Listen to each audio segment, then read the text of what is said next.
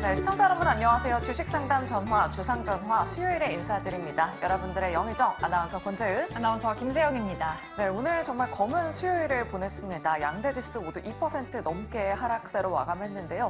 금리 인하에 대한 기대감이 후퇴했고요. 또 지정학적인 리스크도 우리 국내 증시 하락을 견인하면서 오늘 많은 투자자분들이 정말 힘든 하루를 보내셨을 것 같아요. 그러니까요. 북한뿐만 아니라 이란에서도 지정학적 리스크가 발발하면서 외국인들의 수급 이탈이 심화됐던 그런 하루였습니다. 네, 오늘 그만큼 종목 고민 있으신 분들 정말 많으실 것 같은데요. 저희한테 지금 바로 연락 주시면 됩니다.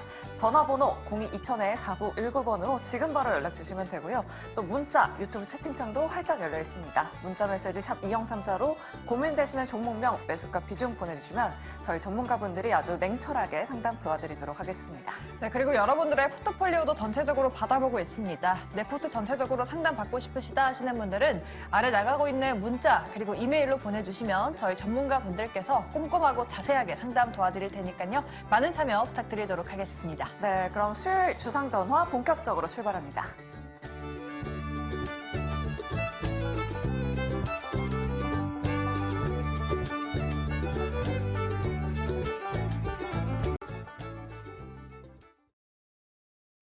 네, 오늘 하루 동안 핫했던 이슈들 살펴보는 하루장터 시간입니다. 네, 오늘 여러분들의 고민 해결사가 되어주실 세 분 바로 모셔보도록 할게요. 정재훈 대표, 예병군 대표, 그리고 이성웅 이사님 모셔봤습니다. 세 분 어서 오십시오. 네, 안녕하세요. 네, 오늘 시장이 빠져서 많은 분들이 고민에 빠져 계실 것 같은데요. 첫 번째 이슈부터 빠르게 만나보도록 하겠습니다. 가장 먼저 체크해볼 이슈 바로 사라진 1월 효과입니다. 지금 역대 최악의 1월을 보내고 있습니다. 연말 상승 랠리가 좀 부담스러웠던 걸까요? 아니면 지정학적 리스크가 발목을 잡고 있는 걸까요? 과연 내일 시장은 우리가 어떻게 대비해야 할지 긍정인지 부정인지 팻말로 먼저 알아보도록 하겠습니다. 지금 거의 2,400선 가까이 내려와 있는데 내일 시장에서도 우리는 하락을 대비해야 할까요? 긍정인지 부정인지 팻말 들어주시죠. 그래도 긍정적인 의견이 많은데, 그럼 예병군 대표님께도 한번 여쭤볼게요. 네. 그래도 시장을 긍정적으로 보고 계신 것 같은데, 네. 지금 저점은 다졌다라고 봐도 될까요, 대표님? 일단 반대급부는 반드시 존재를 하겠죠. 그러니까 결과적으로 보면 지금까지 많이 빠졌어요. 그러면 이제 어찌됐든 이 매도 쪽이 유리한 쪽과 매수 쪽이 유리한 쪽의 힘에서 매도 쪽이 유리한 쪽이 이기고 있다라고 봐야 되는데, 그러면 이제 그 반대급부적인, 내려가면 내려갈수록 매수 쪽의 힘이 강해지는 건 사실입니다. 그러니까 지금의 어떤 경제적 상황, 그다음에 지금 정부의 증시 부양책, 그다음에 지금 사실 전쟁이 일어난 건 아니에요. 전쟁의 분위기가 고조되고 있을 뿐이지 일어났다고 볼 수는 없습니다. 그러니까 그 관점에서 보면 결국은 이제 반대급부적 요인은 존재할 것이다라고 봐야 되고, 이게 너무 우려로 너무 과하게 빠졌다 이렇게 보여지고, 결국은 이거의 흐름은 이게 선물에 대한 흐름이 아닐까 그렇게 보여집니다. 그러니까 우리 시장이 아직은 체력적으로 많이 약한 데다가 웹도독이라고 해서 꼬리를 잡고 몸통을 흔드는 이런 상황이 많이 펼쳐지고 있어요.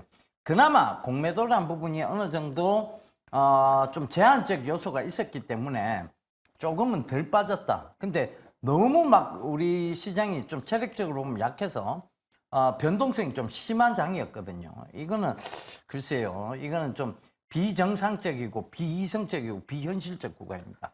항상 증시는 긴 관점에서 보면 항상 이성적이고 현실적이고 정상적인 흐름으로 올라왔어요. 근데 짧은 구간을 딱딱 끊어놓고 보면 비이성적이고 비정상적이고 비현실적입니다.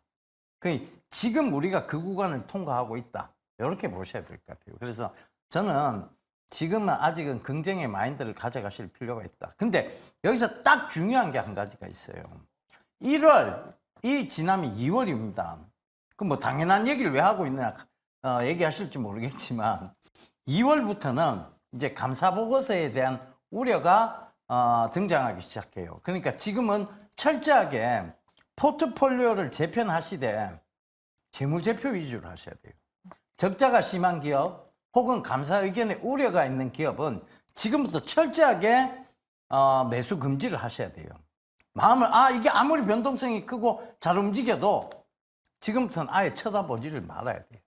그리고 나서 3월 말, 즉 감사 보고서가 나오고 난 이후에 코스닥은 늘 반등이 왔습니다.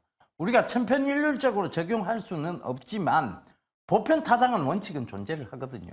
그 관점에서 꼭 좀 보셔야 될 부분이고, 지금 1월 효과가 사라진 것은 결국은 뭐 전쟁의 우려 때문이고, 너무 또 과한 우려가 작용했기 때문이고, 그리고 새파랗게 참 어린 애가 별짓거리를 다 하네요, 그죠? 이런 것들이 결국은 우리 시장을 조금 뭐 빠뜨리지 않았느냐. 근데 이건 너무 과도한 우려라고 저는 보여집니다. 그래서 언더슈팅은 이미 나왔다. 그 관점에서 보면 지금은 충분히 분할로 매수해가도, 분할 매수할 필요도 없을 것 같아요. 지금은 더 담아야 될 시기다. 이렇게 보여집니다. 네, 알겠습니다. 지금이야말로 저점 매수할 수 있는 기회이다라고 이렇게 말씀해 주셨고요. 자, 그럼 계속해서 두 번째 이슈도 한번 확인해 보도록 할게요. 그래도 좀 희망을 줄 만한 뉴스가 있어야 할 것 같은데요. 두 번째 이슈 바로 빛을 내줘 갤럭시입니다.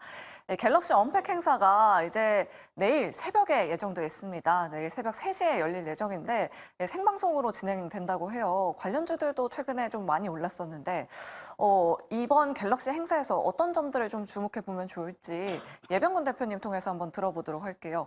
뭐 AI 핸드폰이 출시된다고 하죠. 그렇죠. 이제 AI 핸드폰이 출시됐는데 내용을 제가 이제 한번 뒤집어 봤어요. 뒤집어 보니까 자, 이 동그라미를 치면 뭐든 캡처를 하고 동그라미를 치면 이제 그 내용, 그러니까 그 제품, 그다음에 거기에 관련된 내용, 상세한 설명 이런 것들이 인공지능이 분석해서 다 설명을 해주는, 그리고 하나의 논문을 스캔하면 거기서 서머리까지 다 해주는 이 인공지능의 지금 놀라운 단계까지 갔습니다. 세 번째, 이제 뭐 새로운 바벨탑이라고 불릴 수 있겠죠. 그러니까 이제 동시통역, 이 인공지능을 통한 동시통역. 물론 이제 아직 이 음성 인식이라는 부분이 극복해야 될 문제는 아직 많이 남아 있어요. 사실 외국인들도 뭐 사투리가 있고 비속어가 있죠. 슬랭이라든가 이런 것들이 있듯이 우리나라도 저처럼 완벽한 서울말을 쓰는 사람은 괜찮겠지만 이제 사투리가 심하신 분들은 이제 이 음성 인식이 안 되는 경우가 있을 거라고 저는 생각을 합니다. 그래서 이제 이런 부분들이 이제 어찌됐든 극복이 되고 나면 이 완벽한 동시통역, 과연 영어가 필요할까? 과연 외국어 공부가 필요할까라는 의문점까지 지금 던져지는 AI가 이제 중심이 되는 스마트폰이 등장하기 시작했다.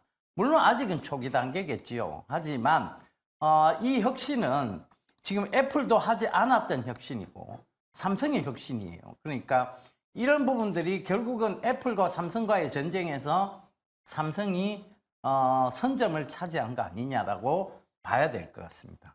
그리고 삼성이 이런 부분의 기술력을 계속 키워나가고 더군다나 삼성이 갖고 있는 이 적층 구조의 반도체를 통해서 스마트폰을 더욱더 스마트하게 계속 만들어 나간다면 애플을 저리 가라가 될 수 있겠죠. 그러니까 이런 부분들이 저는 삼성전자의 주식을 긍정적으로 봐야 될 부분이 아니냐 이렇게 보여지는데, 그럼 왜 떨어져요? 라고 질문을 하신다면 저는 이렇게 대답을 드릴게요. 삼성전자는 우리나라의 대표 종목입니다. 시총 1위주죠. 이게 흔들리면 선물에서, 즉 하방 쪽에 우리가 파생상품이라는 게 되게 많아요. 우리나라에. 근데 이게 우리나라의 금융 역사를 찬찬히 보면, 금융 역사의 어떤 측면에서 보면 이 짧은 금융 역사에 파생 상품을 너무 많이 받아들였다는 느낌을 지울 수가 없습니다. 그러다 보니 이 외국인들이 이걸 갖고 삼성전자를 갖고 흔드는 거죠. 삼성전자의 이제 그러니까 풋옵션이나 이런 부분들을 풋옵션이나 선물 매도 쪽을 먼저 해놓고 그다음에 삼성전자를 흔들면, 우리는 삼성전자 흔들리면 다 흔들려요. 마치 잇몸이 흔들리듯이 이가 다 전체 흔들립니다.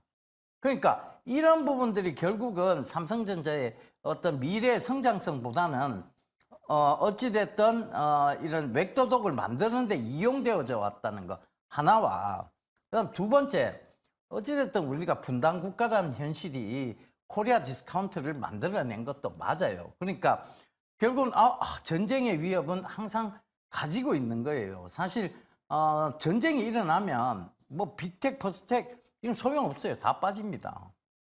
그죠? 그런데 거기서 가장 타격을 받는 게 이제 삼성전자라고 보는 거죠.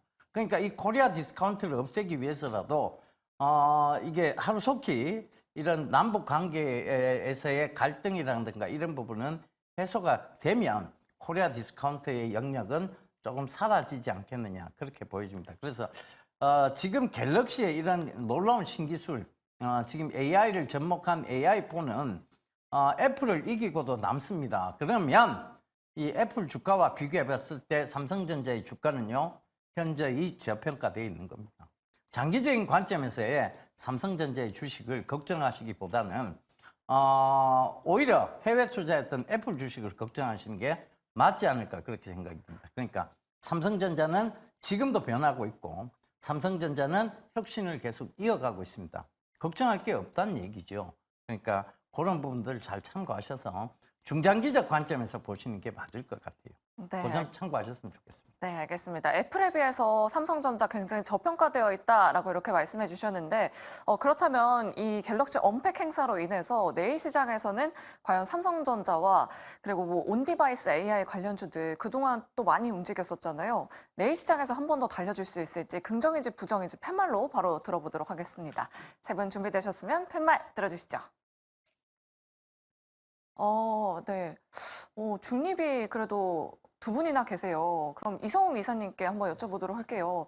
오늘 시장을 굉장히 또 보수적으로 보고 계신 것 같은데, 사실 그동안 뭐 온디바이스 AI 관련해서 뭐 가온칩스, 칩스앤미디어, 뭐 제주반도체 같은 종목들도 언팩 행사 이전에 굉장히 많이 올랐었잖아요.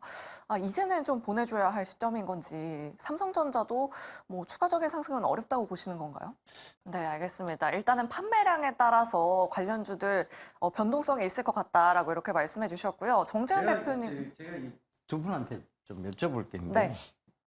이게 삼성전자 지금 이제 S24 그게 이제 그 혁신에서 우리 정재훈 전문가님 어느 게 가장 이게 진짜 혁신이라 할 만하다라고 생각하시는 게 뭔지. 없습니다. 없다고요? 네. 그래서 상당히 중립을 부정적이시네요. 들어주신 뭐 건가요? 어떤 게 가장 혁신이라고 하세요? 번역, 실시간 번역. 그렇죠. 그게 그다음에 이제 동시 통역에 대한 부분. 이게 이제 저도 이 부분이 가장 혁신이라고 보여지거든요. 그래서 이게 결국은 이거는 음성 인식 기술과 조금 연관시켜 봐야 된다, 이렇게 저는 보여지거든요. 그래서 미디어젠이나 이런 회사들 좀 눈여겨보면 괜찮을 것 같아요. 이게 철저하게 음성인식 관련 기술인데, 이게 돼야 뭐 어찌됐든 동시 통역도 하고 번역도 하고 뭐 그렇게 되지 않겠습니까? 그죠? 사투리를 실컷 쳤는데 못 알아먹는다든가 이런 경우가 생길 수도 있겠죠. 그래서 이런 부분들을 봤을 때 앞으로 이제 성장 가능성이 높은 영역은 음성 인식 기술이 아닌가, 그렇게 보여지는데, 뭐 이건 좀 동의를 하세요. 네, 그 부분에 예. 동의를 합니다. 네, 알겠습니다. 대표님께서는 음성 인식 관련된 종목들 위주로 좀 지켜보자라고 이렇게 말씀해 주셨는데요. 자, 이렇게 두 가지 이슈들 체크해 봤고요. 지금 시간의 거래가 또 활발하게 이루어지고 있습니다. 시간의 특징주 5종목 지금 바로 알아보도록 할게요. 네, 오늘도 지정학적 리스크 관련한 종목들이 시간외에서 활발하게 움직이고 있습니다. 일단은 고려산업이 시간외에서 상한가 기록하기도 했고요. 신송홀딩스도 강세를 보였던 종목입니다. 그리고 최근에 급등했던 저출산 관련주 아가방 컴퍼니도 시간외에서 상승 중인데요.